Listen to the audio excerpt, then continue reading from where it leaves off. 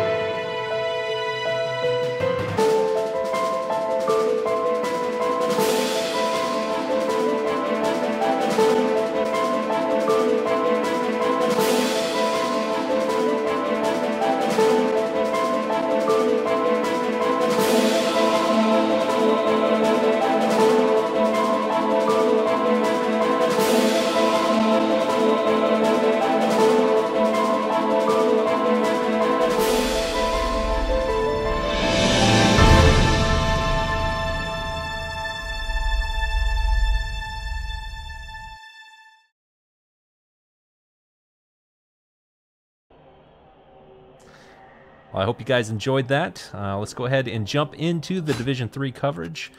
This week we are doing the Precap, although I say pre, but one of you guys already, or two of you guys have already played. So TeamSpeak Crew gets the first win of the division over Lebowski Urban Achievers. But with this Precap episode, we're just going to be going team by team and then making our predictions for playoff spots. I believe Division 3 has 3 spots, is that correct? I believe so, yeah. Yeah, that sounds right. So we'll pick our 3 picks from the list here. But just going in order, for those of you that don't know, the shields are in the order in which the team was built. So if you started the team later on, you're going to be near the back. First up is Cenobite the Curb, which is going to be the longest standing team. Statistic-wise, they have 14 wins, 10 draws, 32 losses. It's chaos. We always talk about how they usually have that reverse curve, lots of losses at the beginning, and then they kind of turn their way around. Cenobite the Curb was in Division 4 last season? No, it was 3, Division 3. Yeah, he was in Division 3 with me. Yep. And he ended up 5-2-6. And decent amount of injuries to his name, 33. That put him tied for second, or actually tied for third. Which Three Mountains actually won that one.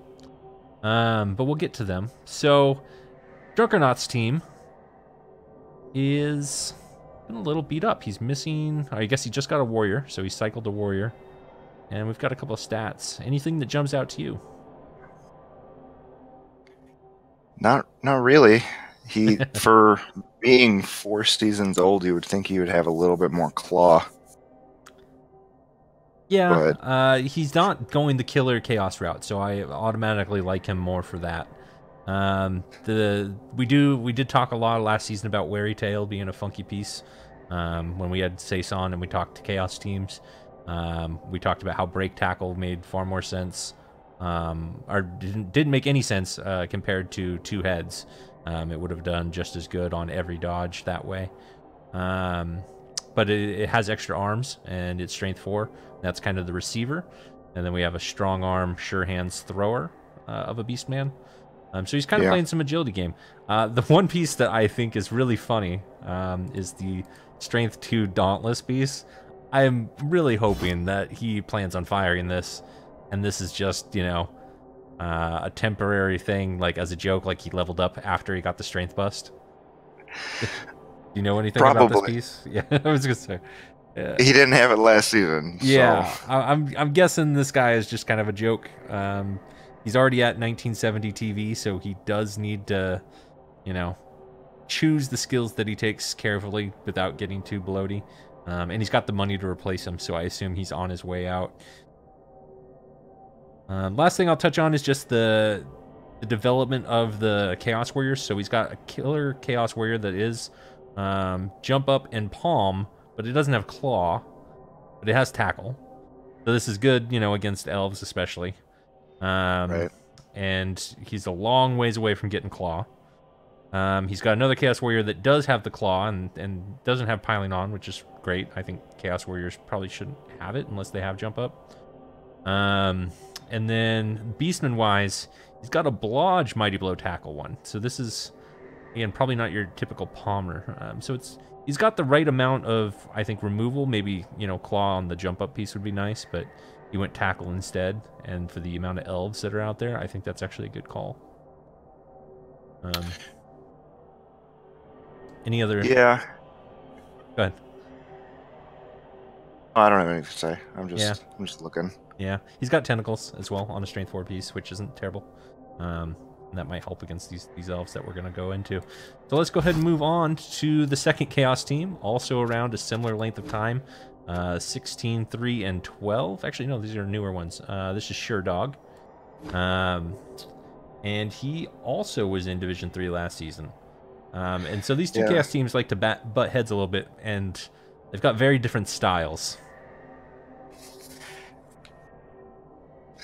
Yeah, he's been taking tips from Iron Master. He's got an AG5 Warrior. Well, so this one's a lot more trim. 300 TV difference. That goes a long way. One of those is M&G. Before we get to Jesus, he did lose a Chaos Warrior last season. I want to say it was to like a very late foul to Tommy Tutall. And that was also a killer one. And so he had a mix of two killers, you know, one roadblock and then the weird one. And that was pretty well balanced. And so I would assume that the dude, as he levels up, is also going to take over that killer mantle. Since he really doesn't have any beastmen that I would consider killers at all. No, his last killer was named the Dude too. Yeah. So yeah, I would assume that's what's happening.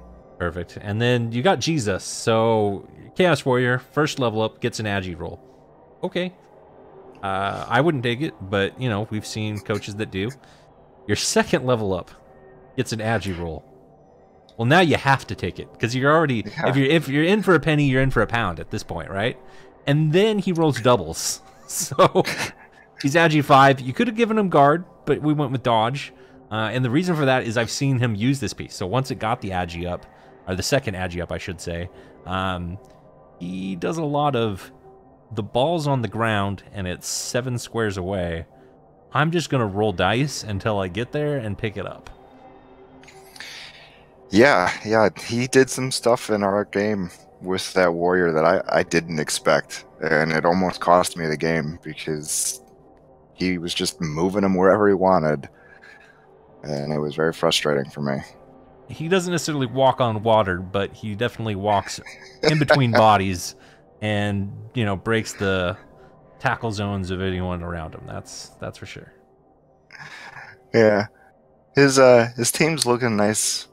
I really like his ball carrier. I mean, this is ideal for a Chaos team to have Sure Hands Blodge movement up. Next he can get 2 heads for his 5th level, and I think that's perfect. The only downside to getting the movement up as opposed to like extra arms is, you know, you can 1 in 9 pickups. But with movement 7, even if you do 1 in 9 the first turn or the second turn, you're still going to be able to catch up with your cage and not be in any real danger. So I just really like that particular piece. The Beastman in general, I think he needs to focus on.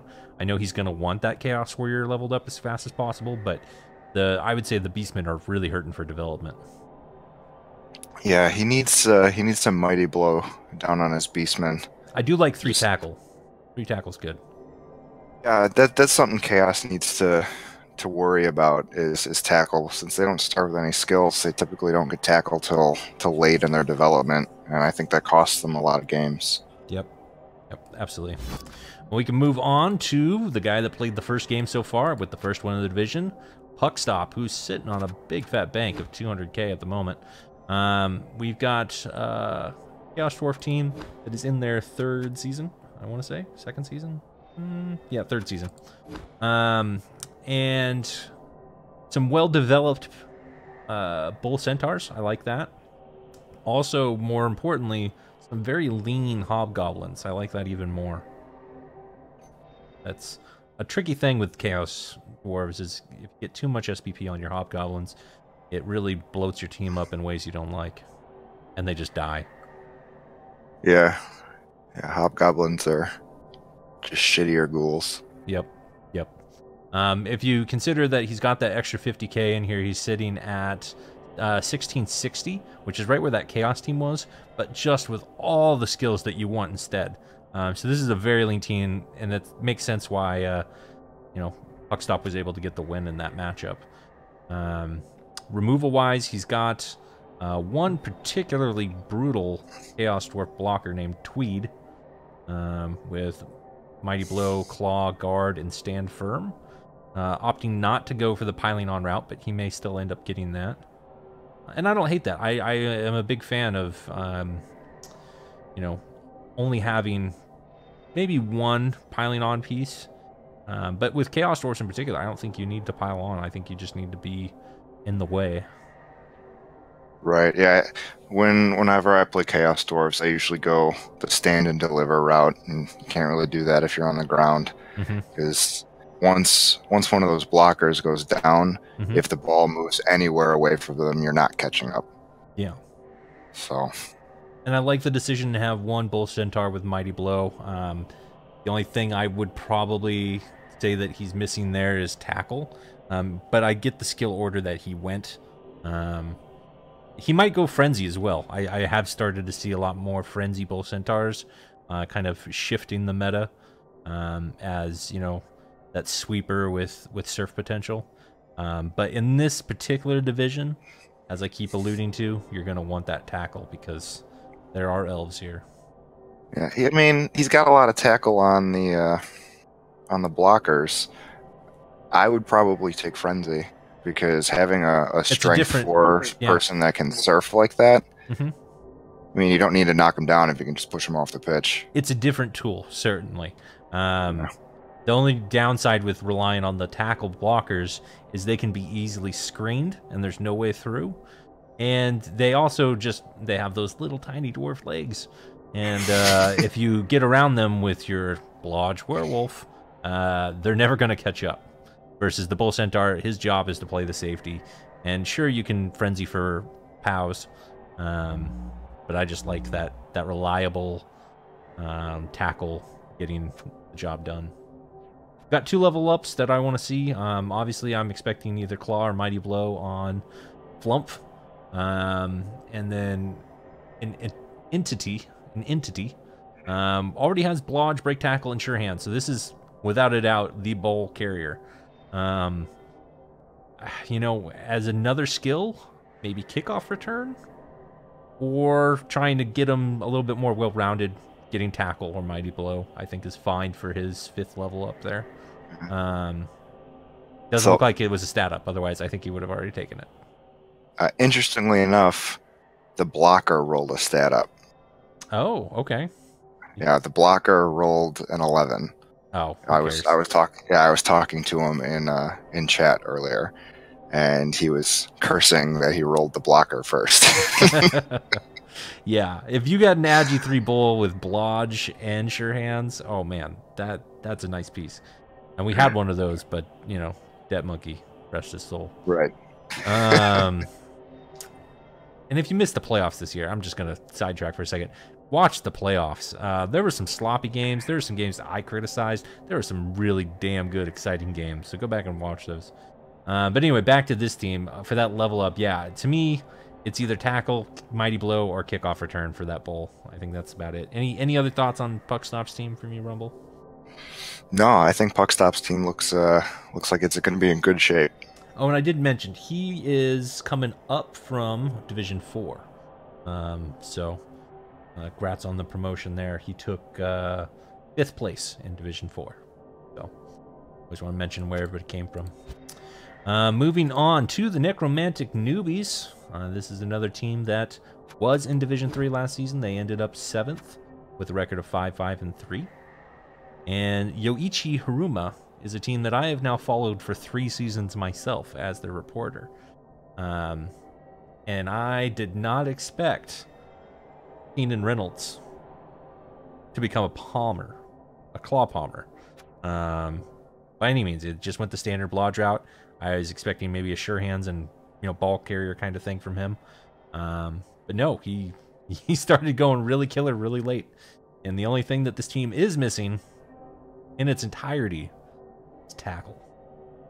But he's got frenzy.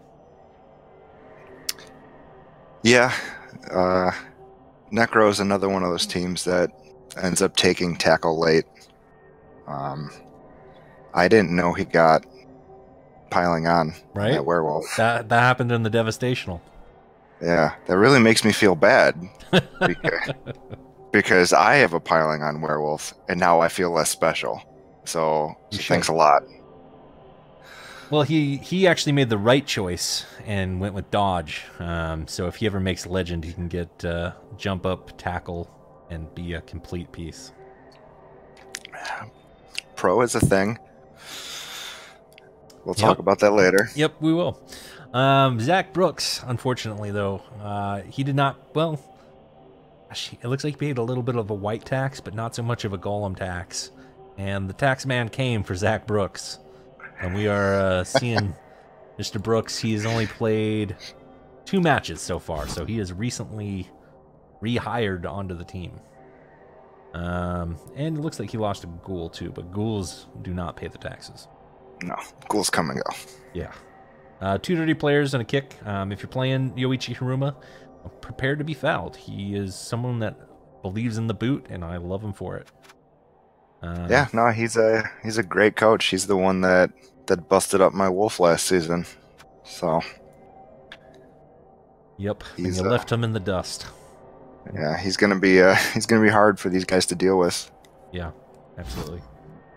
Moving on to a late addition to Division 3, the Felwith Codadal. This is the first time I'm covering this team, and it's a team. For those of you that don't know, I actually know this. I played a lot of EverQuest in my day. The team is based off of the High Elves in EverQuest, which their home city was Felwith, which is also an anagram for White Elf. So there's your useless trivia for the day on this team. And his players are named after the old EverQuest gods, although it looks like he picked up somebody from Hipster's team. Let's start with there. So he's got a good thrower, strong arm, accurate thrower, throws where he wants, 2 pluses all the time. And then in the market, he picked up a blonde sure hand sword. So he's got 2 sure hands on this team. Where do you think he's going with that?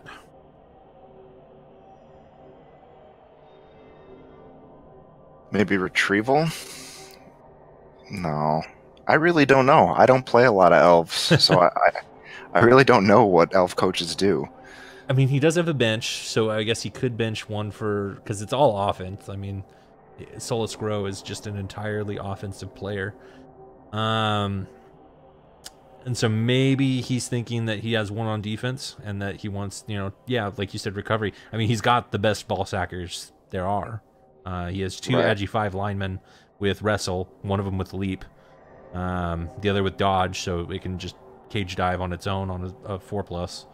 Right.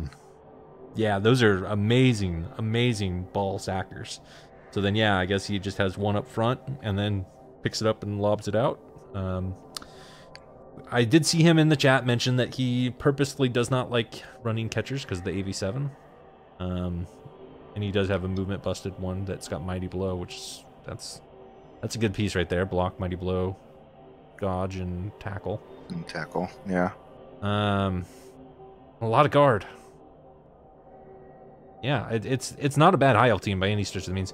Obviously, you're going to get called out for the shadowing very early on. That should probably be diving tackle. But we've seen some shadowing plays lately. And on a movement 7 piece, that will proc pretty damn often. Yeah, shadowing does things, and people make fun of it, but I've seen it work. I've had it work against me. I like shadowing. What do I'm you a think of the believer. What do you think of the team as a whole? Um, I think it has entirely too much guard to be called an elf team. But I think it looks good. I think this is one of those elf teams that people absolutely need to get tackle for. Yeah, there's a And lot of dodge. yeah, and I think after escaping the 47 mighty blows from Division 4, I think this guy's going to do really well. As I say, this might be the better spot for him for sure. He he got me, man. He got me. I was gonna say whatever doesn't have dodge here has either guard or is the kicker. I mean that's, and he's got a strength 4 elf too. I mean this team's pretty freaking stacked. Not gonna lie. It is gonna be on the higher TV side once the MNGs come back, probably close to 2K. Overall record of the team 10, 6, and 10, and he was in Division 4 last season. Yeah. So, If I were him, I would save up a little bit of bank and I would ditch his Squig kiosk and I'd probably get the Wizard Stadium because he's high TV. yeah, Yeah, he's gonna be putting up Wizards a lot, so I think he should do it. yeah, I think that's fair. After playing Luke, which we'll get to, I'm guessing that turned you on to the idea of high elves with Wizard stadiums. I mean, if you're gonna bloat up, you might as well. Yeah.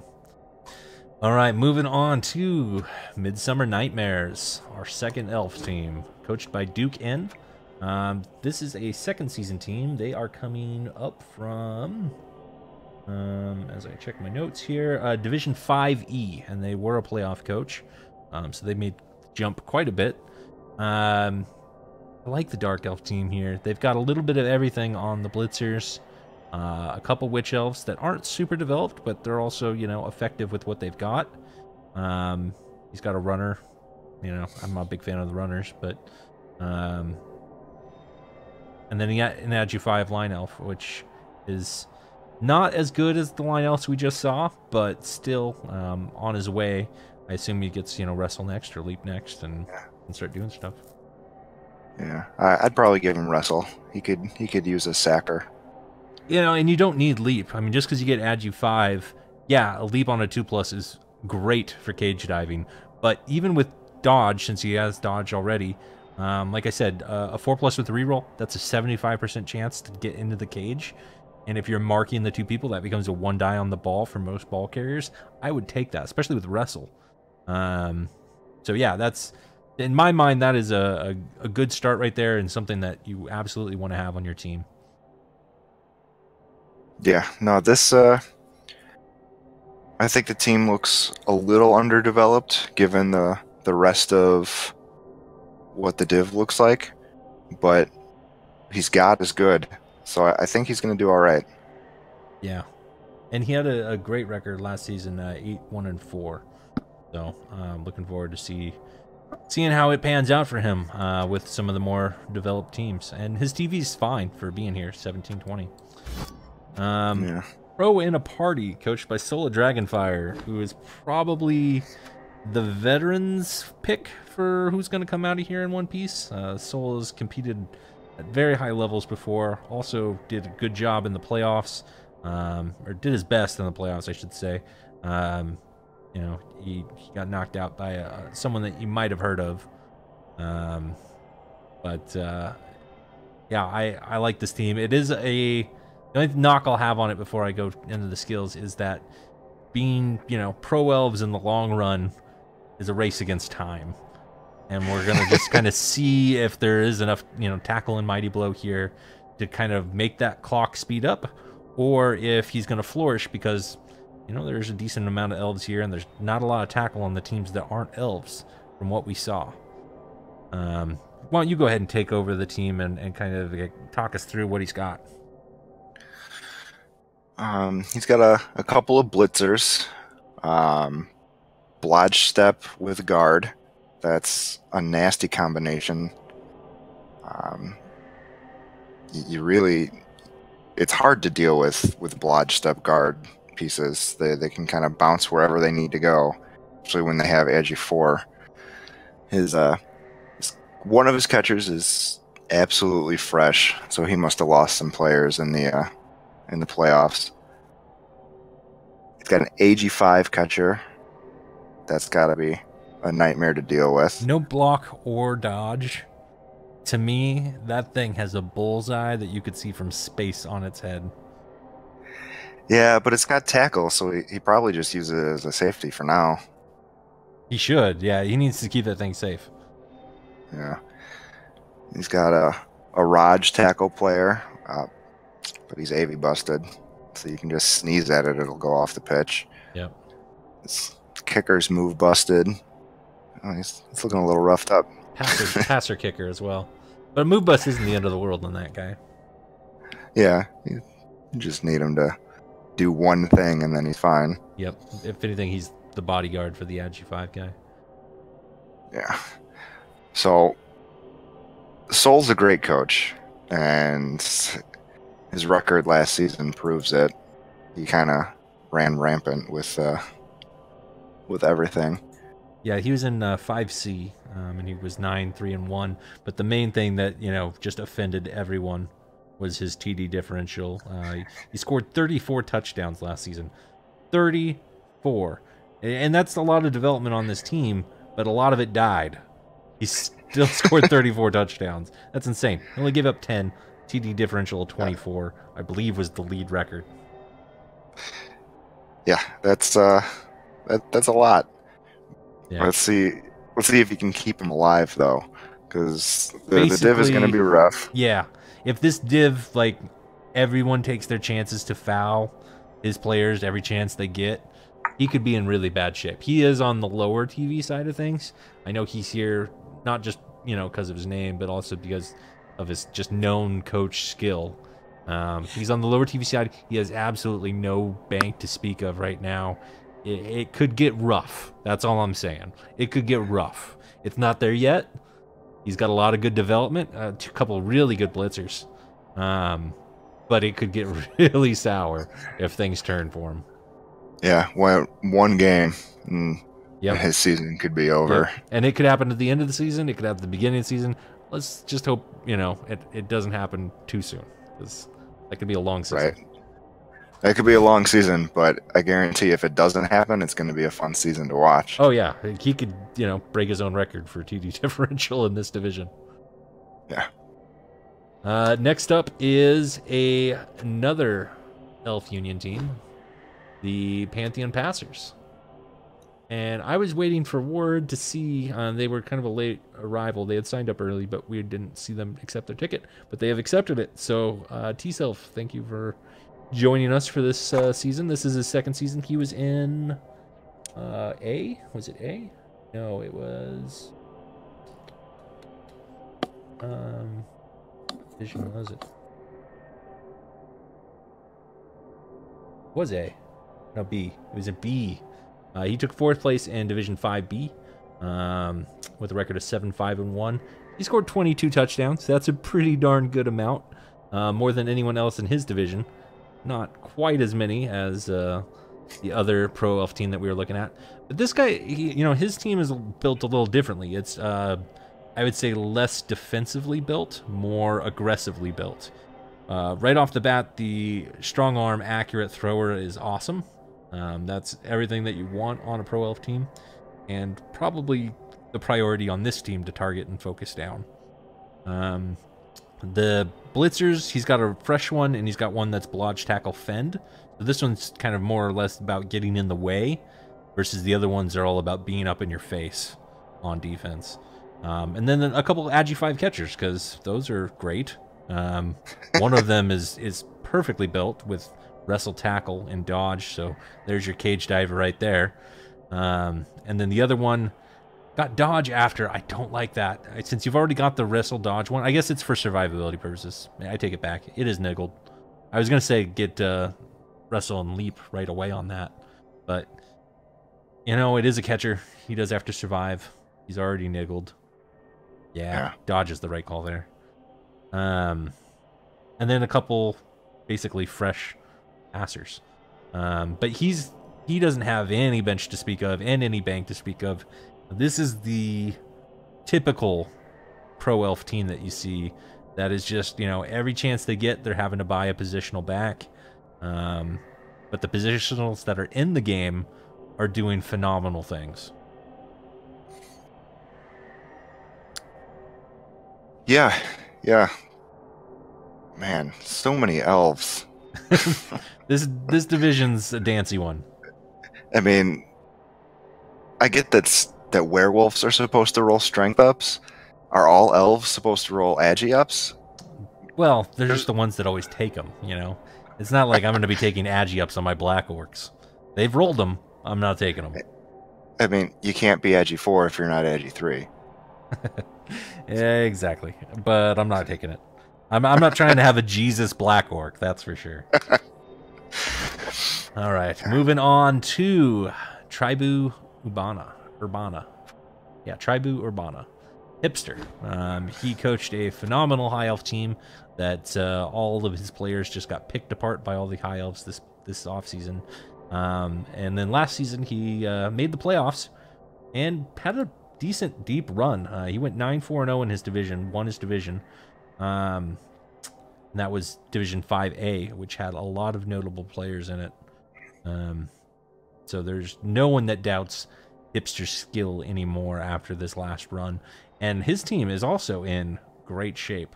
I'll go ahead and take this one too. He's got, again, the more defensive sidestep, blodge, fend blitzer. He doesn't have the diving tackle. He doesn't have the guard. He's probably not actively trying to base with this piece, more so just trying to screen with it. And there's nothing wrong with that approach at all. In fact, on Pro Elves, it's kind of good for your health to not, actively base. A movement up thrower, which is good. Not as good as strong arm and accurate, in my opinion, but still a good, if you rolled it, you might as well get it. Because once you do get accurate, it's going to make it even easier to get those passes that you need. And an Agi 6 catcher. Now, you had problems with the Agi 5 one. An Agi 6 wrestle dodge. Now we're talking about cage diving on a 3+ with a reroll.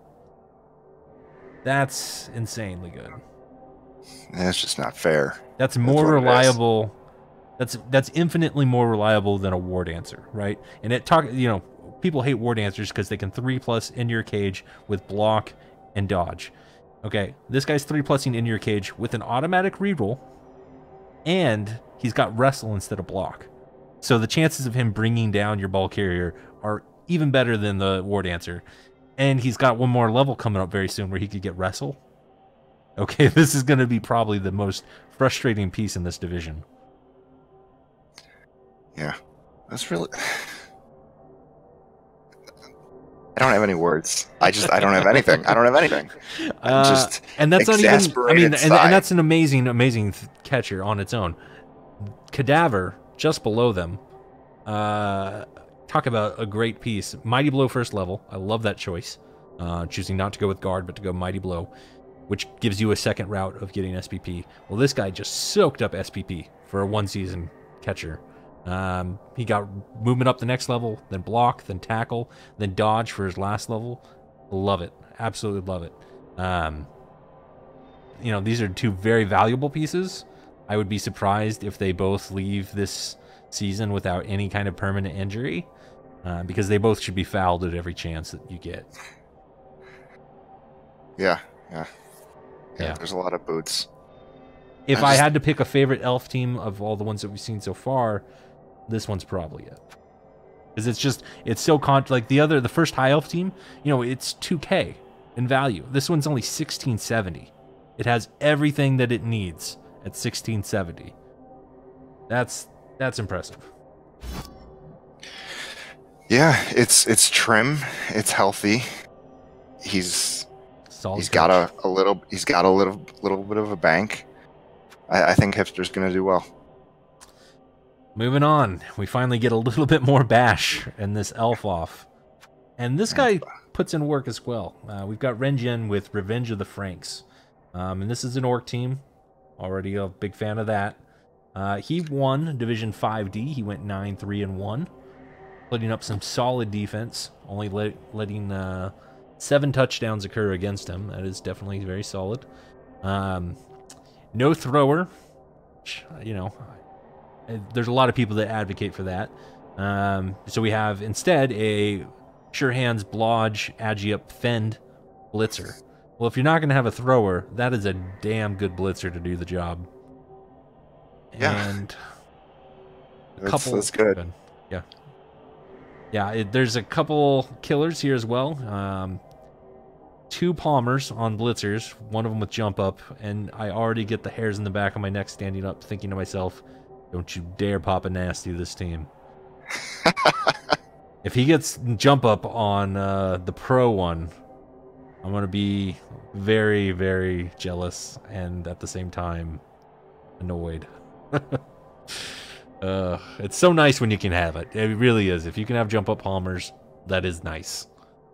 Doesn't really, you know, it basically kind of steers you down one path, but it's still very nice. And then the MVP Hog, Buck Plankchest, with Strength 5 Black Orc, and he still managed to get levels. See, this is the conundrum. When you roll a Strength up on a Black Orc, typically speaking, you do not get levels after that point. It's too hard because you 1 in 9 your blocks, you don't have any Mighty Blow. Well, the solution is to get 6 MVPs and a touchdown. And then it doesn't really matter that you don't inflict that many casualties.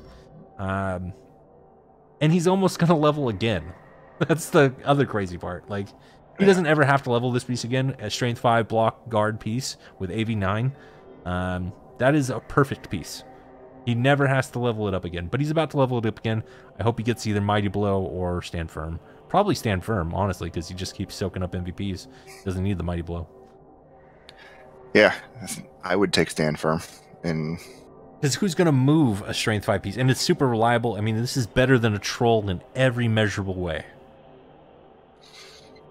Yeah, well, I don't like Trolls. I don't play with Trolls when I play Orcs. So, I don't like the 1 in 6 chance of just not doing anything. Negative traits are an issue, but see, the trick to that point is either then to set up a 3-die, so you don't have to worry about the block fail, and to also know when to not block and to not activate your piece, which I think is an interesting aspect of play, because even if he's not doing anything, if he's just standing there, players react to that, and they have to skirt around him. I'm sure I'll get into that argument at another point this season, but we'll keep moving on. One dirty player. Plenty of removal. If anyone can do damage to elves, it's orcs. And this is an orc team at 1700 TV with a record to back that I think can do some serious damage. And I would hate to play him, early in the season. That's for sure. I would hate to play him late in the season. If you're making a playoff run, I guess. But, I mean, you got to get to the playoffs, right? And if you play him early and he destroys your team, you're not getting to the playoffs. Yeah. Next up, we have Tooth and Fist. And they are coached by Michaels. Michaels was conveniently, speaking of Papa Nasty, he played Papa Nasty in the playoffs. He was in 5A with Hipster, so he just kind of tagged along with them there. His record was 9-1-3. And for a Necro team, there's a lot of skills. I don't like the way he ordered them. It's a little, I don't know, visually diarrhea. But he's got a werewolf at the top and a werewolf halfway through. One's got Blodge Step. The other one's got Block. Tell me what you don't like and like about this Necro team, Necro coach.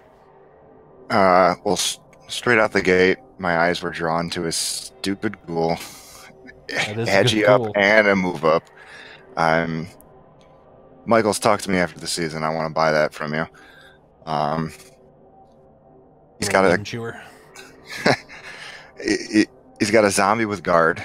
I mean, that's great. You take guard wherever you can get it. I don't know if I would have taken the dodge on the white as the first level up.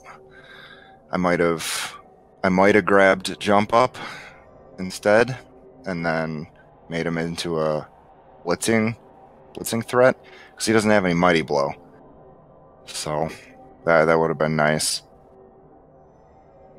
Yeah, I think you actually just honed in on my biggest problem with this team is that there is no real removal threat.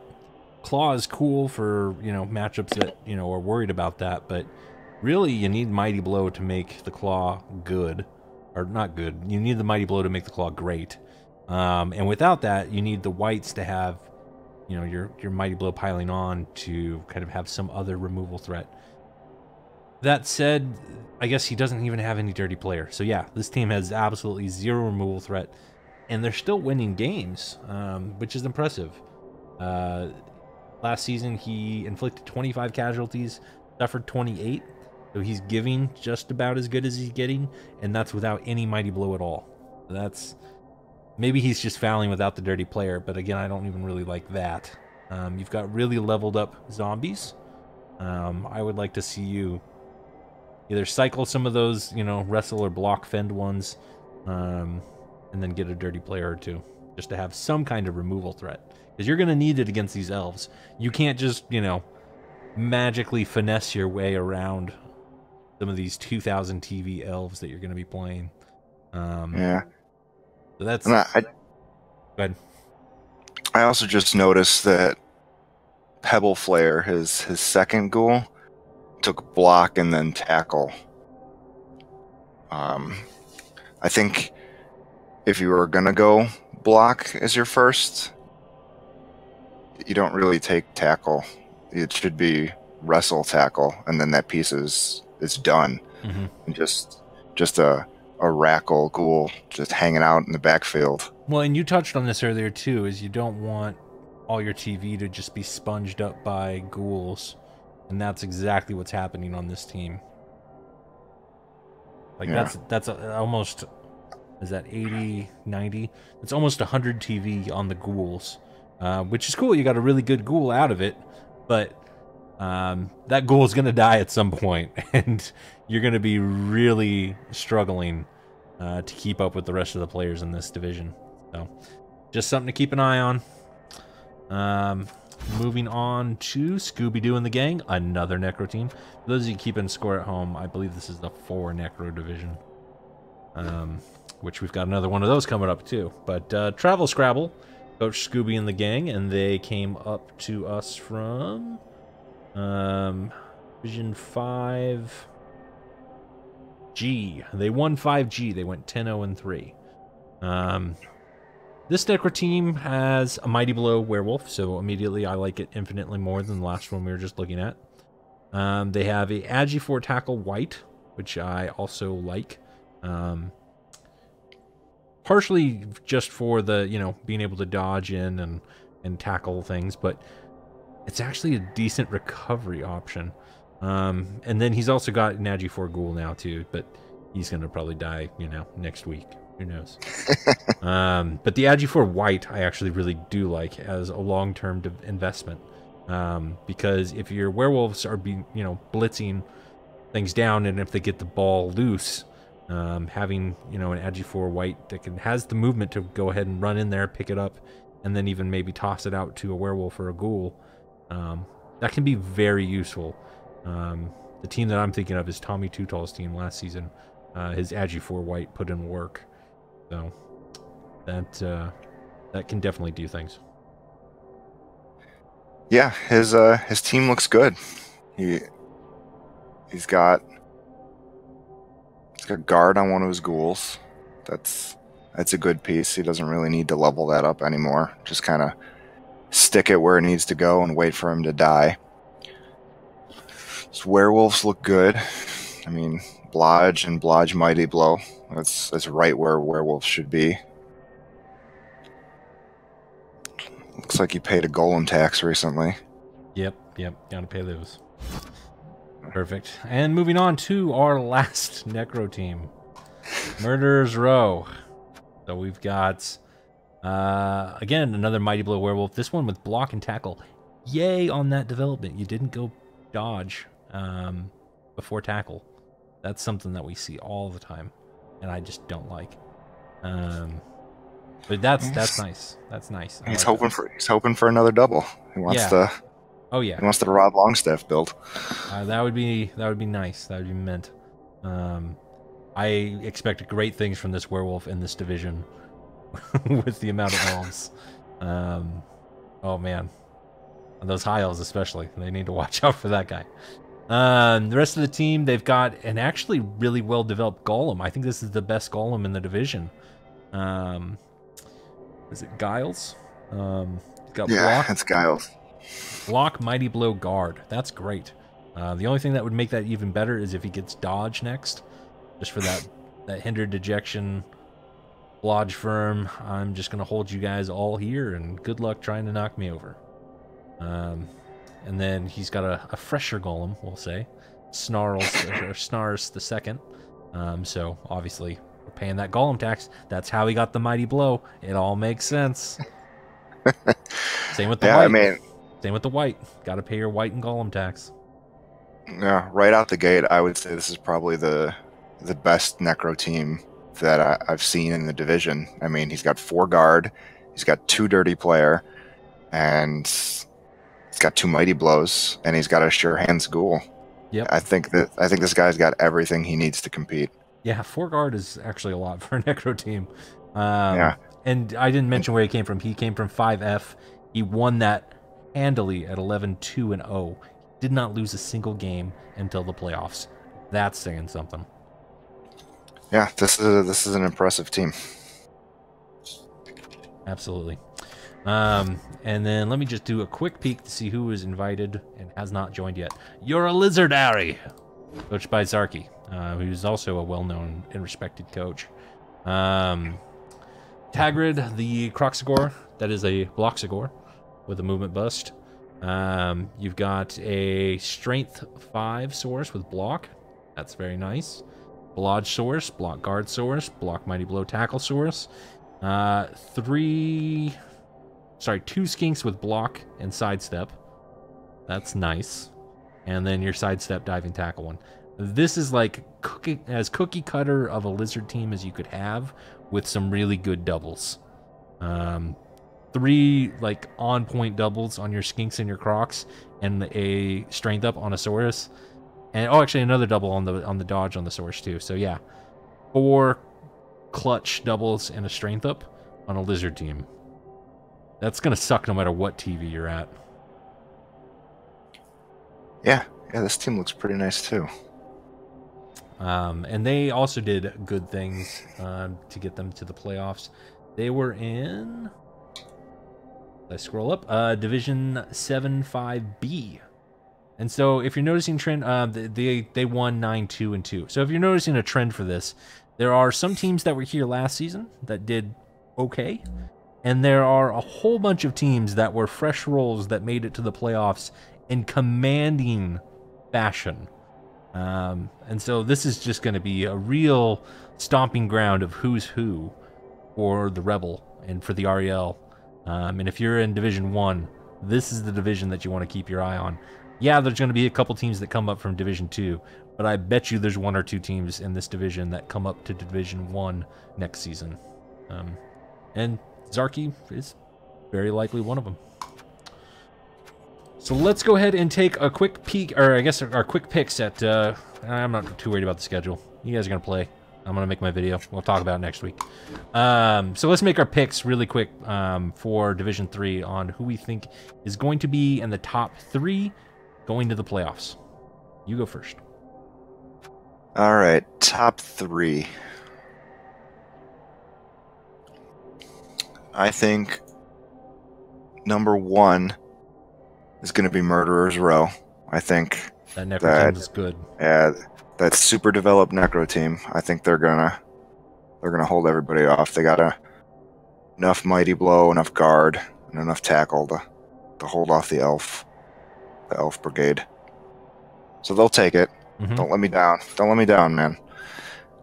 And then I think Soul comes in at number 2 if he can keep his team alive. Sure. And then Tasarki in spot 3 if he ever accepts his ticket. Oof, man, that is like almost exactly what I was gonna say. So you definitely went by past results. I'm gonna go for some lesser direct paths, I guess that's the way I'll put that. Since I'm gonna not pick the exact same thing you did. I can't rule Hipster out. He's too good of a coach. He's worried about playing a bunch of elves. He doesn't have a lot of I guess he's not as confident in his matchups against elves, but he's still playing pro elves, so there's a good chance that he just, you know, wins the shootout against some of these other elf teams. So I like him making it. You know, I'll take Rinjin's Orcs. Orcs, I think, do very well in the elf matchup, especially in that 2-1 grind. It's very hard for them to be stopped by elves from scoring, and so at the very least he'll get ties in some of those matchups. And he's got everything he needs to go toe-to-toe with these Chaos teams as well. So I like him there. My last pick, I think I might end up snubbing the Necros here, but I'm going to go ahead and pick Zarky as well. Just because I think that Lizard's got the right mixture of both control and agility and speed.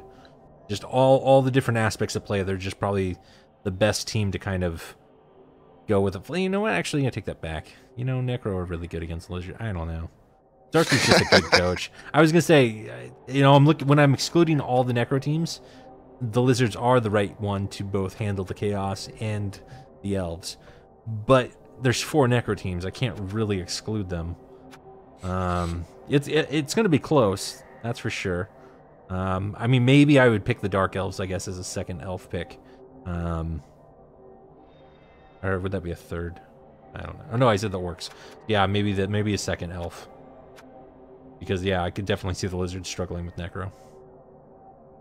Yeah. I'll make it a 50-50 split for third place. Midsummer Nightmares and Zarky's Lizards. So that will do it for Division 3, guys. We will be back next week to kind of talk about the previous week's results, and we'll start picking apart teams 2 at a time like we did last season. Now we will move on to Division 2 after this brief break.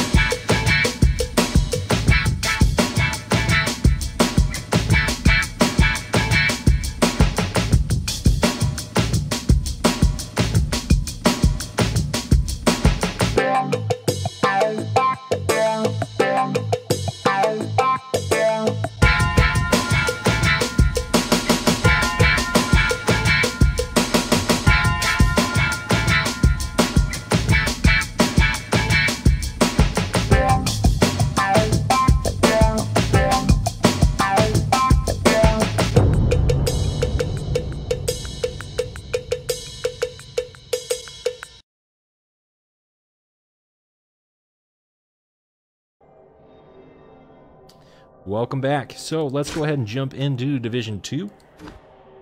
Again, Rumblebee is here with me as we look at these teams, and these teams are going to be a lot more familiar.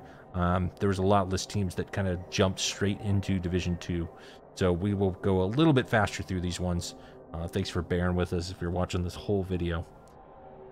First up, we've got Men in Tights, who are coached by Slightly Bent. They are dropping down from Division 1, and usually when we say a Wood Elf team is dropping from Division 1, we're expecting Zwarks, beaten, battered, 3 elves and a tree. That is not the case that we see here. This is a team that's got a lot of good things, including a strong arm accurate thrower, and a war dancer that's, you know, not even niggled. 0 permanent damage to Mr. Funktastic the Fourth. An amazing tree. This is a strong team. Yeah, this tree's pretty good. Okay, it's great. It's not pretty good. It's a great tree. That's a great tree. It's 6 SPP away from, I don't know, getting multi-block. Like, what do you get at that point if you don't roll movement up or a double? I'm assuming that's multi-block. Maybe he's got thick skull. He's got, yeah. I don't know. Piling on for the memes. Yeah, there's not a lot to get from that strength tree after you've already got block, grab, guard, and break tackle. You come out of the box with stand firm, mighty blow, strong arm, and thick skull. There's not much to choose from. But anyway, we'll get off the tree. I like the IG5 catcher, of course. There's just a lot here. What do you? We'll talk about this in the future. I was going to say, what do you think went wrong last season, and what does he need to adjust going into this season? I don't know, man. Not rolling ones, I think, is probably the best starting point and the best ending point for slightly bent to do better this season. Unless you've got some quick take on that. No, the few games that I watched of his, he did everything he was supposed to do as an elf coach. It's just the dice said no. So here we are. Yeah. And overall, their record is 20, 13, and 28. And that was after just an abysmal last season as far as results go. So he's definitely going to be looking to turn things around here in Division 2. Next up, another Wood Elf. We have Wark Street. This is what we expect when we talk about teams dropping from Division 1. And this is after last season in Division 2. He has picked up, I think, 3 players from where he was at the start of last season. So he's making progress, albeit a little bit slow. But what I do like is that all of the positionals are actually in really good health. I think that is a good place to be at the start of the season. Yeah, I mean that's kind of Wark's thing. Is what's a line elf? Who needs line elves? Mm-hmm. But I mean, he's got a bank, so you can buy one. and I'm pretty sure he just saves that in case they roll, or in case they get the MVP. If there's a loner that gets an MVP, he'll pick it up. How he got this guard one. Otherwise, I'll just keep getting all those positionals and keep a bank there in case one of them falls over. Yeah, this is an elf team that would be a nightmare to deal with. And I'm glad I don't have to. Exactly, and it's half the team that Slightly Ben has. So there's a couple really good elves there right off the bat for Division 2. Moving on to the Booze Crews, coached by Motley. They are also dropping down from Division 1, and this team looks like it. However, most of this damage was done at the very end of the season. They just had, a rougher start. 2 seasons ago, they had a great run in Division 1, and that was their first run up there. And then this past season, things punched back, and it didn't quite work out as well for the Dwarves. Dropping down now, they've got some money. They could pick up a Troll Slayer or a Runner, but otherwise they're very line Dwarf heavy. Right. Yeah, he lost three Slayers in the last 4 games of the season, I think it was. That's a bad statistic. Yeah, you're not going to do well if that happens. So, but the pieces that he does have, they look good. Yeah. If he can put together some money, get those positionals back. I like his runner. It's got what it needs to have, and he can hold it on defense because it's got tackle, so he can use it as a stacker and a safety. And that movement matters quite a bit. So yeah. It's not bad shape, but it has to rebuild, and it's going to be doing that in a very tough division to do so. Moving on to Leafy Mustard, coached by Grzoot. Last season, he was close. He was very close to making the playoffs. I mean, in general, Division 2 was just unbelievably close. Literally 2 games decided for every team where they ended up at the end of the season. Week 11, nothing was clear. And he could have definitely made it. Here he is. He's back again. He's at 1820 TV. He's only got 1 rookie source and 1 that's, rebuilding. But all in all, the strength up Bloxagor is a great foundation. And he's got a decent amount of Mighty Blow. The only thing he's really missing is guard. And I think that will come to bite him in some of these bash matchups that we're going to look at. Yeah, I think that's where the strength up on the Crocs is gonna help a lot when he's getting out guarded. Don't need to You I'll would guard think people if you can just. you would think that strength 6 alone would make the difference, and all those source with strength 4. But I'm going to show you a team here in just a second that'll make you change your mind about that. Anyway, we'll put a pin in that one as we move on to not FDA approved. They are coached by ATL. This is the team that has the man, the legend, Super Dragon 6000. Double strength up, mighty blow, tackle, blodge, blitzer. There's a single high elf in this. I mean, this is the single high elf in the whole league, really, that just raises eyebrows anytime his picture shows up. He did take a movement bust, it looks like. I'm assuming that was last season, during the season, not the Devastational. But that's a little bit of a hurtin'. And then his secret low-key star is the Agi 5 catcher, One More Night, who's now got Leap. Go with that Agi 5 blodge stat. Those are going to be some good plays from him. Yeah, ATL, he did great last season, and he just hit a snag where every other block something died. So he's gonna give these guys a run for his money. I swear I fouled Super Dragon like 7 times, and nothing happened to him. Yeah. So that's what I've heard from a lot of people. He's just, on top of being very strong, he's also very durable. Moving on to Cheese Tactics Mark II. Guess what? They made it to Division 1. Guess what? They got the crap beat out of them, and they're back down to Division 2. And look at the red and white crosses all across the board. I was gonna say, I thought Cheese played orcs, not dwarves. Yeah. It's a lot. It's a lot of move busts. Well, there's a lot of red just in general everywhere. You know, and Cheese is very vocal in chat, so I've told him this, so none of this is going to be a surprise. The troll has to go. The thrower, even though it's got an Agi 4 and a Strength 4, it's armor busted and nickeled. It has to go. The Goblin, it's 140k of just complete, sure, here's some inducements. It has to go. The Blitzer with Frenzy and a movement bust, you know, that I think has a place on the team for now. The Palmer with Pro and Juggernaut, absolutely has a place on this team. Movement 4 guard, sure, put him on the line. But the rest of this team's in decent shape. You know, as much as we picked on that. And he did just acquire some market acquisitions. Officer McDonald, Movement 7, Tackle. That's a great piece to add to the team. Is there another one he picked up? No, just this one. But still, that's a good blitzer to pick up. He's got 2 Movement 7 blitzers and 2 Movement 5 blitzers. It's really funny.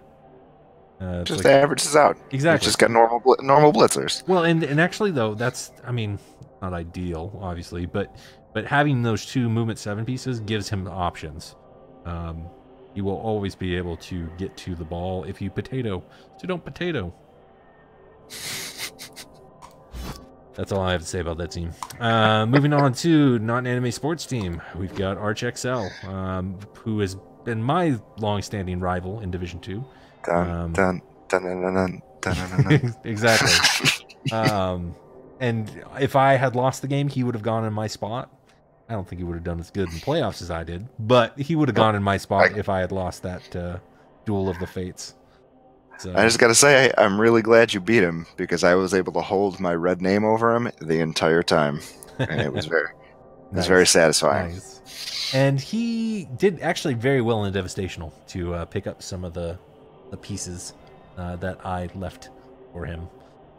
So he's got his catcher back. He's got a thrower for the first time that has, you know, some development on it. That was his problem last season. He lost a lot of throwers. So hopefully he's able to protect this one a little bit. He's got dodge on it at least, so it's partway there. But the strength 4, leap, wrestle, tackle lodge or dodge piece, maybe all out, that is a good piece. That is a really good piece when he doesn't put it on the line of scrimmage. That's all I'm going to say about that. And then a movement 9, is that? Yeah, movement 9 catcher. So there's 1 turn potential. I expect either sprint or sidestep next. And getting Nerves of Steel on that piece is really good. So that's going to be a really nice offensive threat that I don't think he had previously. Moving on to Ace Trucking Company, coached by Quicks. This is the Chorf team in this division that I think a lot of people are nervous about. Not just because of 8-Ball with his claw palming pro jump up ways, even though it's Agi 1. Agi 1 jump up. God. God. We'll get to my opponent tonight. He's got 2 strength 4 line or blockers. One of them is the one I always pick on, Quattro Quattro. If you remember last season, I talked about how he did a thing once. He did a thing a second time. So, did a thing. I'll keep track and I'll keep you all informed every time Quattro Quattro does a thing. A couple times. Dirty player block, cycle it, man. Cycle it. Mr. Fingers, there's no reason for you to keep Mr. Fingers. You've got the bank. Let him go. Bring him back. Okay. The only reason he has him is because he wants at least 1 dirty player. But really, you can still foul without dirty player. I don't think you need to spend 80k to get dirty player. Just my opinion. Bull Centaur's looking good. You got the frenzy one. You got the break tackle strip ball. A little odd. But it's, you know, it's an option. I would have preferred tackle. Any thoughts on this team? Yeah, looks like a Chaos Dwarf team. I don't think there's really anything special about it. I think it's weird that Quattro Quattro took tentacles instead of claw. That's not tentacles. That's prehensile tail. That's prehensile tail. It did. You're absolutely right. It did a thing once. Man, I'm just looking at the model now. That's actually really cool. After seeing the graphic, I agree with the tail. It looks cool. It looks cool, and that's what matters. Good job, Kix. It looks cool. You heard it here first. All right, moving on to Iron Madden, coached by Gengar. And this is the team where I said, yeah, you've got a strength 4 Crocs. That's cool. We've got 2 strength 6 Tomb Guardians, one of which with break tackle, guard, and mighty blow. Another Tomb Guardian with guard, stand firm, and break tackle, and mighty blow. And another Guardian with mighty blow and block. 2 additional strength ups are on both of his Blitz Raws, who identically have mighty blow, piling on, tackle, and then one of them got break tackle as well because he likes break tackle. And decent throw Raws. Literally the only thing this team is missing is an Agi up on any of its pieces. I guess not the Tomb Guardians, but he really would benefit from an Agi up just to allow him to, you know, win a game or 2. I don't know if he really even cares. This team is going to hurt anyone in this division that he goes up against.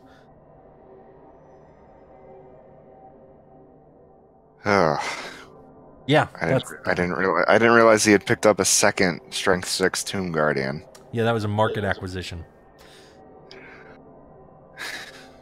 Yep. Moving on. Yep. Communist Frat Party found their way up here from, I believe, Division 4. Big jump for them. And this is a good human team. They made playoffs, I believe. No, they just missed playoffs.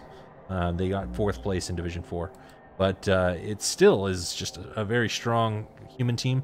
Particularly the catchers, I think, are well developed. You've got your wrestle, tackle, strip ball, awesome piece. You've got your strong arm, accurate thrower. The blitzers also. You've got a pure killer with frenzy. You've got basically blodge firm with tackle. I think that's awesome. And guard, a couple other guard ones. just a well-rounded, all-around good human team sitting at 1640 TV. My only problem with this team is they don't do any one thing particularly well, and they're going to be up against a lot of teams that do everything that they're trying to do better than they do. So I'm curious to see how Nocturnal's boys pull it out. I love the coach, I love the attitude, I love the Discord chat, but he's going to have some dice go his way this season, come out on top. Yeah, this is a nice team. And as far as not doing one thing well, I think that's kind of human strength, is their ability to take what their opponent does well and do the opposite. Like, he'll be able to outbash the elves, but he'll be able to outrun the bash.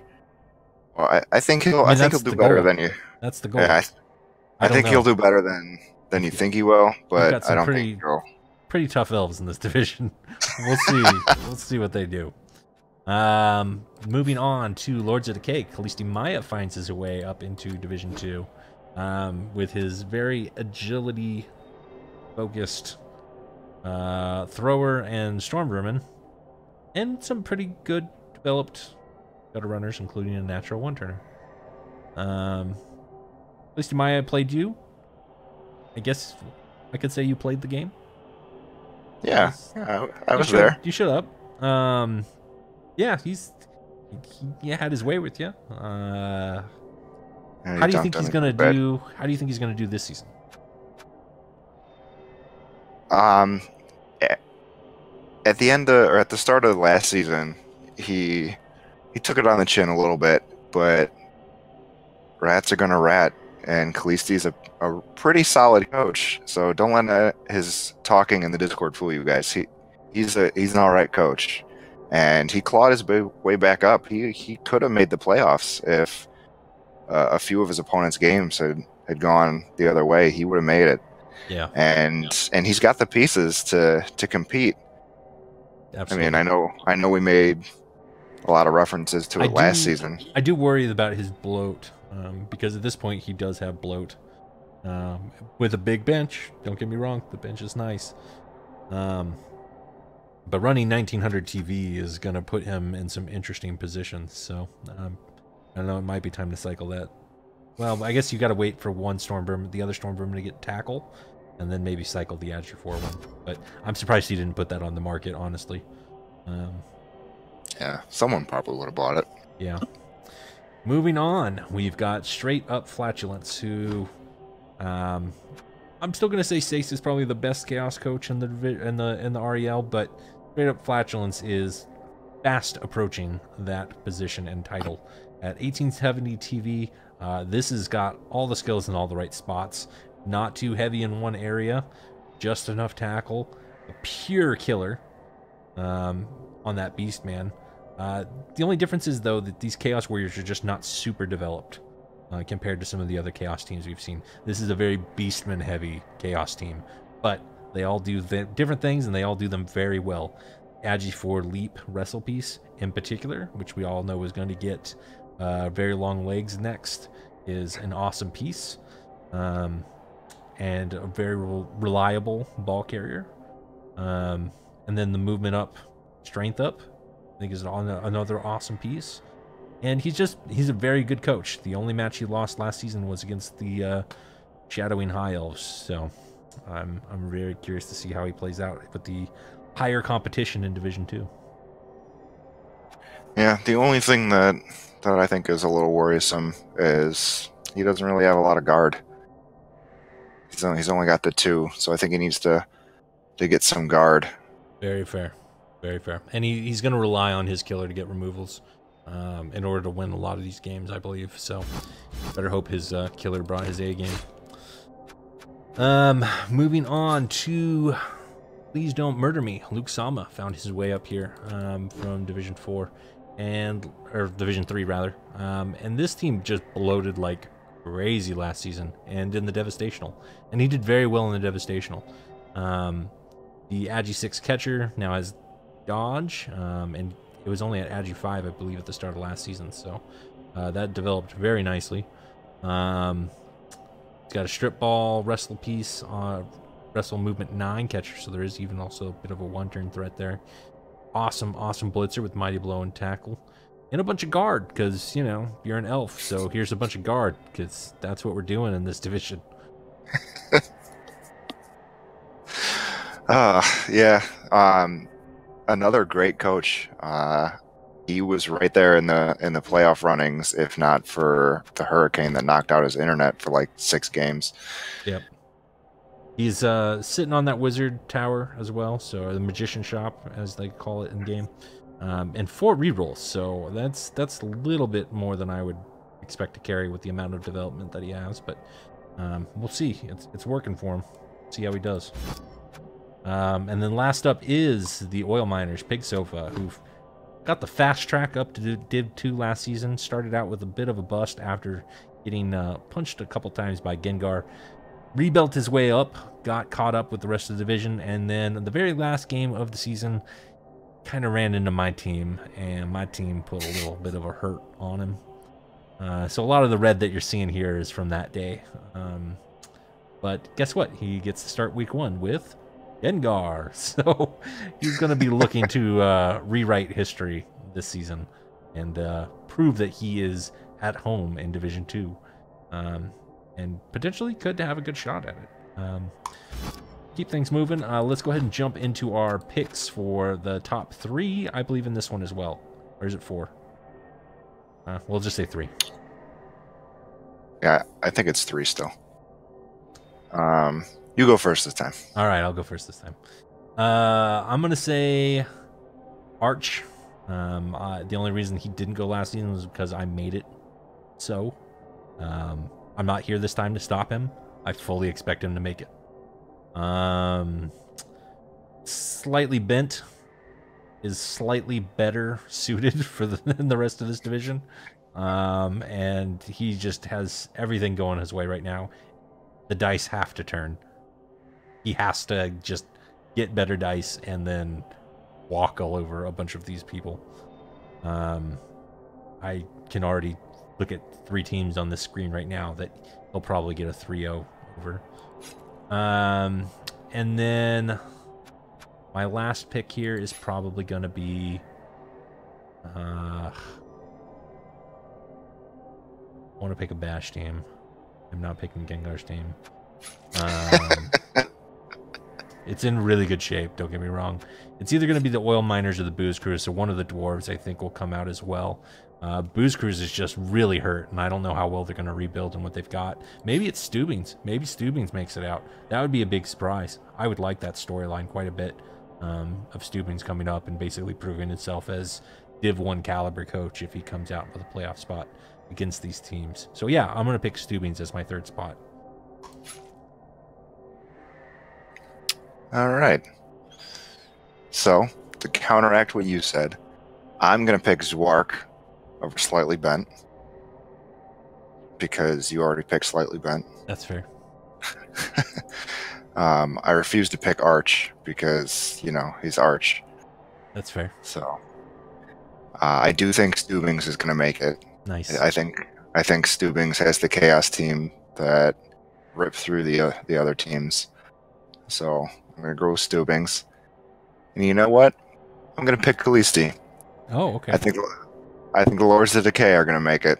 Well, He's okay. due. So then I will say the one that I was going to... I've actually already said this in REL chat. Before the rest of the divisions were even set, I actually had said that Quix is probably getting a playoff spot.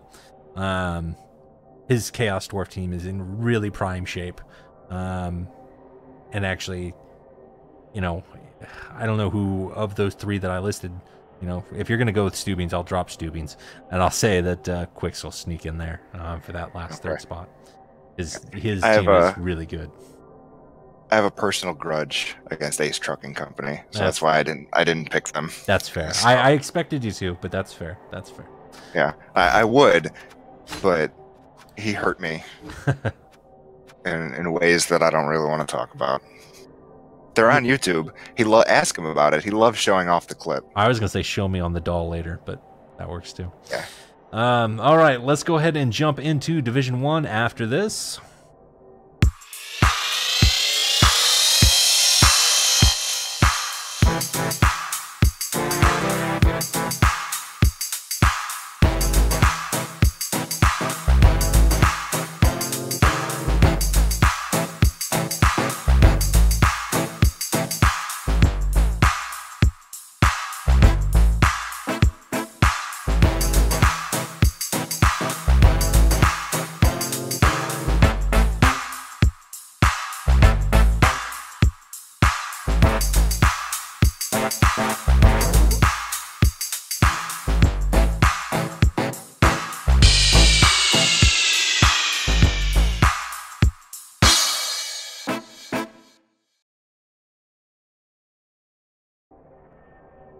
Welcome back. So, Division 1, we've got the heavy hitters, the champions, and the fresh meat, which unfortunately you and I fall into.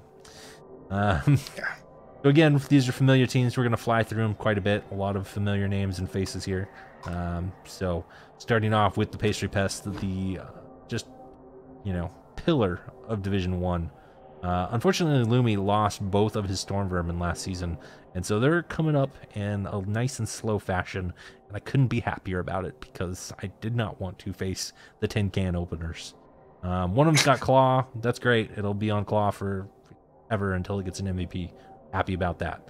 What I'm not happy about is having to play these double movement 10 gutter runners, one of which is now already a natural one-turner. That's not good. No, rats aren't fair. Yep. Thankfully, he doesn't have 2 heads, so, you know, maybe he 1 in 9's a dodge. Who knows? We'll see. I'm not going to hold my breath about that. Moving on to Rats Off to You with Golgothan. Speaking of one-turners that I absolutely hate, Gibbons. This is a much better one-turner. He even got Catch to make it even more likely on his legend roll. I've whined about this team so much because he just plays defense on the goal line and waits for you to score and then just one-turns. And that's a very valid strategy, and I hate it. Gary Friendly, you're on my hit list. Watch out. I think Gary Friendly's on everybody's hit list. That's true. You want the Gary Friendly zombie. I wish I could have zombies on my team just to have a Gary Friendly zombie. So I'll let you have first crack at him. But if you miss him, I'm taking him. Yeah, I've played Gary once before. Best I could get was a badly hurt. Oh, I got the Apo. I got the death. Legitimately, I got the death. Piling on. Boom, death sound. Best sound in the game. Instantly Apo'd. Didn't even have a moment's hesitation. Instantly Apo'd. So yeah, I'm coming for you. I want to finish what I started. Moving on to Animal Farm, coached by Sace. We've got 1 out. This is your first week 1 opponent. So he is missing a very well-developed Chaos Warrior. That's got to be good news for you. Unfortunately, Moses is still there, so that's not good news. And even worse, Mr. Whimper. Yeah, Mr. Whimper, the murderer. Yeah, that's going to be fun. I can't wait to watch. We'll see what Rod can do against this team that has been saying Rod's name every night before it goes to sleep. Yeah, let's not talk about that. We've got Necronomics, coached by Horny Cricket. Ate My Hair took a niggle to a -1 foul by Cheese. That was something. That happened. And this is a big fat bullseye, speaking of bullseyes, on werewolves. I can't wait to see who does it, but I think it's going to happen this season. Somebody's got to take that thing down. He's been real protective of it ever since it picked up that niggle. Not piling on as frequently as it used to, huh? Interesting. Yeah, that's weird, right? Yeah, I'm gonna have to catch that. Hey, guess what? You like Necro? How about another Necro team? Here's Steve with Yayo. Steve's Yayo. He's got the Mighty Blow Wolf that's got an armor bust instead of a niggle. I'm noticing a trend here with these werewolves. They're all playing a little hurt. The difference, though, is this team is very lean. Not a lot of bench to speak of. He is paying his Golem tax and his white tax, but to keep those werewolves just barely alive. But yeah, if you can get through the zombies, there's some nice squishy wolves there for you. Yeah. This is a solid team. Yeah, Yayo and I have. This will be the 4th time we've played each other in league play. Jeez. Yeah. Keeping up with the Wolf Dashian. Eat man things. Because we don't have enough one-turn rats. This one is by far the most disgusting. Did you look at what he renamed his team motto? No, what now? Better tackle zones? Yeah, that's pretty appropriate. Since he now has 3 Agi 5 pieces. You know, Lumi's got all the movement. This guy's got all the Agi. Unfortunately, though, he also has a movement too. So That's right. It sprints from the line of scrimmage and leaps on a 2+ over your line into another 2+ with a reroll for a 1-turn. Kill it. That's all I have to say about that. You've got Howl at the Moon. That's your team. And you've got a movement busted wolf. Not a niggled wolf, not an AV7 wolf, but a movement busted strength up wolf that has sure hands and is a ball carrier. That's good. Yeah, he's solid. I like him a lot. I like that you got 4 guard. That's also good. Yeah, I was able to level up one of my fresh whites in the Devastational after losing all of my guard in the last 3 games of the season. It was tax season. It's coming around again. It's coming around. I pay my taxes. All right. It's coming around. Just letting you know. Game 5. It's coming around. Gloom and Zoom. Hey, Necro. About that, Necro. Gloom and Zoom, the Necro of the Necro, the founder of the tax system and the strength for YOLO swag wolf gym. These guys are still around and alive somehow after winning Division 1 last season, but they did not perform in the playoffs. So I think there's just an added incentive by everyone in Division 1 to really go after Fiction here. And I'm hoping to be a part of that myself at the end of the season. Catalina Momentum, though. That is a white and a half. That is 1 strong white. He doesn't even use them that often, but it's a good white. Live Tree or Die Hard, coached by Duberman. This is the person that took first place in Division 2 last season. I beat him because he didn't see a orc behind his tree and tripped. But he's definitely not going to let me do that again this season, and we play week 2. Good development on his War Dancer. He just recently picked up Mighty Blow, so that's nice for him. Strip Ball Dancer, of course, with the movement up, even though it's niggled. Still pain in the ass. It looks like he lost his Agi 5 thrower that was niggled, and then got a Agi 5 thrower that's now not niggled. That sucks. Didn't expect that. Oh well. Guess I gotta deal with that again. That's gonna be real fun. I actually like Duberman's team for Division 1. It's lean, but it's gonna get inducements and it's gonna do work. And we have the returning champions, who have no Mighty Blow, but they're champions, so look out. I genuinely worry about his team imploding. I don't know how well they're going to keep up this season. Last season, Ornan said it himself in his post-game interview, which if you haven't heard, go to Rusty Seabutter's channel and listen to it. He described the amount of momentum that allowed him to win and carry him forward, and without having Mighty Blow, he's not going to have that momentum, so that's going to suck. So yeah, I worry about you, Ornan. Then we got my team, Brazzers. My Black Orc took a movement bust in the game, basically turn 2, that got me eliminated from playoffs, which I didn't get back because I had already played all the games I could play for the Devastational. So I'll be looking to get that back week 1. But after that, I'll be in pretty good shape as the highest TV in the division with very, very guard-heavy orcs. And I'm going to be looking to preserve them. Not looking to set any high scores for blocks received. Gonna be keeping some space, not the base. And we'll see how it does. I don't know. It's the swan song for my team. I fully am prepared to reroll next season, so I'm just hoping to get through it and maybe, beat Lumi. If I can beat Lumi and I can beat Horny Cricket and I can beat Ornan, I can therefore say I am the best in the league. And that's all I'm trying to say. I'm not asking for much. I just want to beat those 3 people. That's all.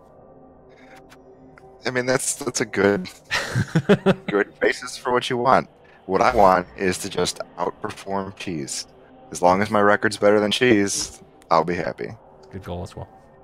Yeah. We got 130, who I will be playing later tonight. He's missing a Saurus. He's got a movement up, block, sprint, basically 1 turn-ish skink, and a beautiful Croxagore with block, grab, pro, and guard. So that's a thing. Beautiful thing. I love the pro on the Crocs. I hate it, but yeah, I'm sure. I love it. I'm the one that convinced him to take it. Should have been tackle. And it makes me so happy every time I see it. Should have been tackle. But that's I know Metal lays into it every single time he casts one of these games. After seeing the Croxagores in this playoff, though, I mean, that wasn't the worst choice to go pro there. Because there were some really, really stupid bonehead Croxagores in the playoffs. I think there was one that did 10 turns of bonehead. It's ridiculous. Anyway, moving on to Three Mountains. Chaos Abulu made it up from Division 3, where he won. He always wants us to talk about Hell's Gate. Hell's Gate, yes, there it is. It's got a movement up, it's got Nagi up, it's got Blodge. It's a really good runner, and it's not going to live this season. At least I don't think so. This is one dwarf that definitely has a target on his head. I am absolutely certain that someone in this division is going to put a boot into his head at some point. But we'll see. Could be wrong. Movement 6 on the Troll Slayer is phenomenal. Very good. I like the Juggernaut choice as well on the other one. That's going to be very handy with the amount of stand firm in Division 1. So good on him there.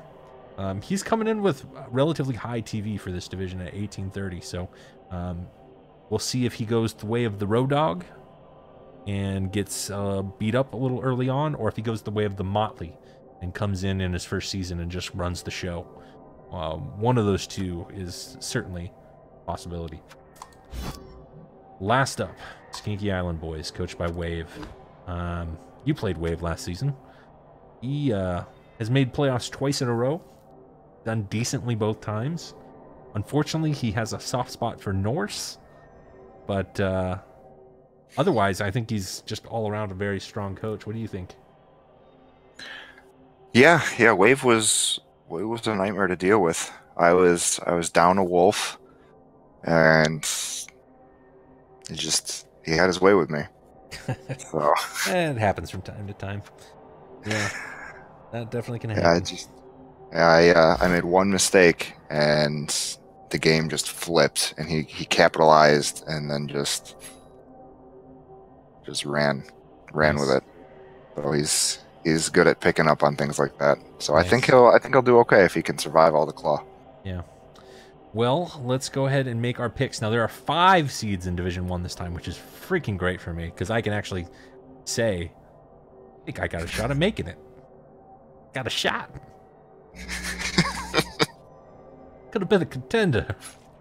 All right, I'm going to say I'm 5th seed. Let's do these together. Will you grant me? Will you grant me a 5th seed?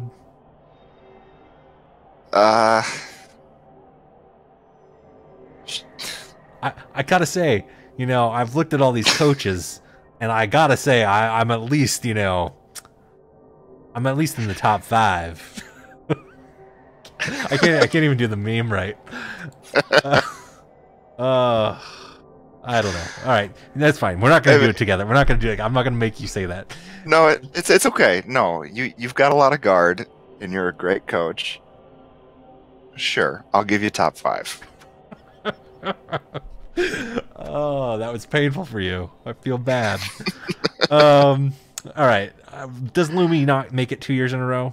I don't see that as a even remote possibility. I fully expect Lumi to be there.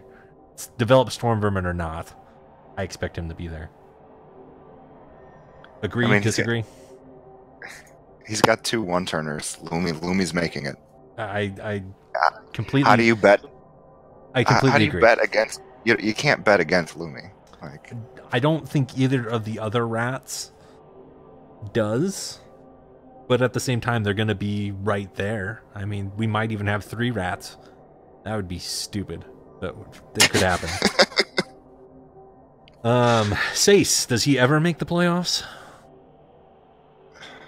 Well, I said it last season that if he didn't make the playoffs, he needed a reroll. I agreed, and I said it too, and he still didn't do it. So here he is, 1 point out in 6th place, I guess. Necronomics, they're okay as long as his wolf lives. I don't think it will. Well, I mean, Cricket doesn't have mistakes to kick him down anymore, so... If you think it's only mistakes that's going to be kicking him while he's down, I don't know. I think it's going to be, again, a tough season for Cricket, but he's done it twice, so what do I know? I mean, there's 4 Necro teams. One of them is going to make it. Well, and if like, there's 3 teams that I just think are going to implode this season. I think Fiction's overdue. I think Ornan's already started, and I think Cricket might be the other one.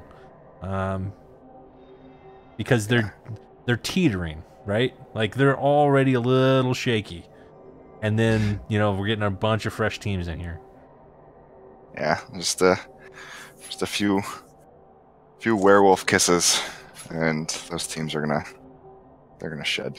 Well, we still got to be nice. We got to pick 3 more teams. I'm 5 seeds is kind of a lot. Unbelievable. Unbelievable.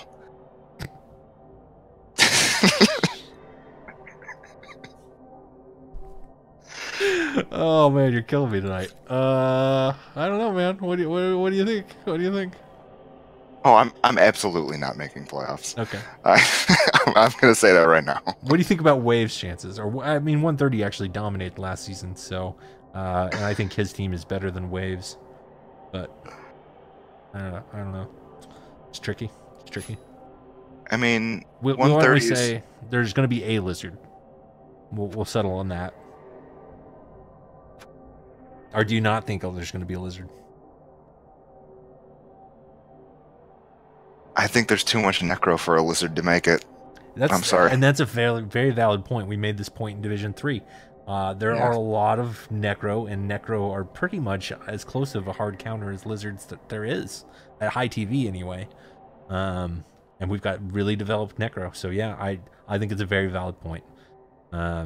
Having 2 more Necro up here would probably be enough to stop 130. So, okay, we'll say that. So, we're definitely going to have at least a Necro then. So then, yeah, let's say Horny Cricket. So we've got Lumi, we've got Horny Cricket, we've got me sneaking in at 5th. Duberman. Or do we just bring in another rat? I think we bring in NPA. NPA, it's a very strong one-turner, very strong team. I think AG5. that's possible. AG5's a hell of a drug. He's definitely not going to be having the start that he had last season. So then there leaves 1 spot, which... hell, I'm gonna give it to Sace. Sace. I was just gonna say it's gotta be Sace at that point. It's gotta be Sace. Yeah, I think that's fair. So we got Lumi taking it all. Horny Cricket probably in 2nd, NPA 3rd, Sace 4th, me 5th. I'll take it. Sure, we can go with that. Sure, that sounds good to me. If not me, then maybe a lizard sneaks in there. I don't know. We'll see. All right, man. Well, that's going to do it. I got to wrap this up right at an hour and a half, so 30 minutes division. Would be better. I'm going to throw in the videos as well, so be trying to catch as many of your guys' games this week as I can. Otherwise, wish me luck tonight, and same to you when you play Sace. See you guys next time. All right. It was fun. Thanks for having me. Absolutely. Take care.